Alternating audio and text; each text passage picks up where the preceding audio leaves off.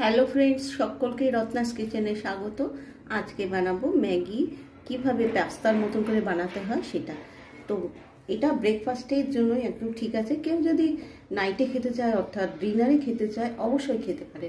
আমি এখানে একটা ম্যাগির পাতা নিয়েছি রসুন কুচি, লঙ্কা কুচি, আর একটা চিজের পাতা, বাটার, পাস্তা মিক্সড, আর নিয়েছি গোলমরিচ, আর নিয়েছি গার্লিক চিলি সস। একটা তাওয়া বসিয়ে দিয়েছি, দিয়ে দিচ্ছি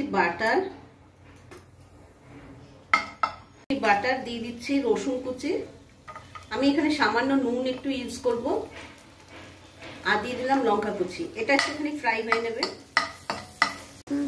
সামান্য একটু নুন দিচ্ছি। আমি যেহেতু ম্যাগির মশলাটা নিইনি তাই জন্য একটুখানি নুন দিলাম। এটা ফ্রাই হয়ে গেছে। এবার দিয়ে দেবো ম্যাগিটাকে ভেঙে এর মধ্যে,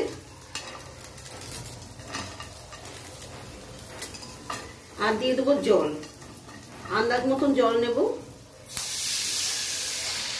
জল দিয়ে দিলাম। এবার এটাকে ফুটতে দেবো। ম্যাগিটা ফুটে উঠেছে। এবার দিয়ে দিচ্ছি পাস্তা মিক্সড। এইভাবে একবার অবশ্যই ট্রাই করবেন। বাচ্চাদেরকে সব রকম ঘুরে ফিরে দিলে বাচ্চারা খুশি হয়। তো আর দিয়ে দিলাম গোলমরিচের গুঁড়ো, আর দিয়ে দিচ্ছি আমার একটা ফেভারিট সস হচ্ছে গার্লিক চিলি সস। এটা দিয়ে দিলে ভীষণ টেস্ট হয়। একটু ঝাল আছে বাচ্চাদের জন্য, কিন্তু একটু কম করে দেবেন। তো ভালো করে একটু নাড়িয়ে নিচ্ছি। এবার দিয়ে দিচ্ছি চিজের পাতা, গ্রেটেড চিজও এখানে দেওয়া যায়। তো একটু ভালো করে একটু মিশিয়ে নেবো। ঠিক আছে। এবার আমি একটুখানি এই পাস্তা মিক্সটা দিয়ে এটাকে নামিয়ে পরিবেশন করছি। কেমন লাগলো আমার এই রেসিপি? যদি ভালো লেগে থাকে অবশ্যই লাইক করবেন আর বানানোর চেষ্টা করবেন। একদম ইজি।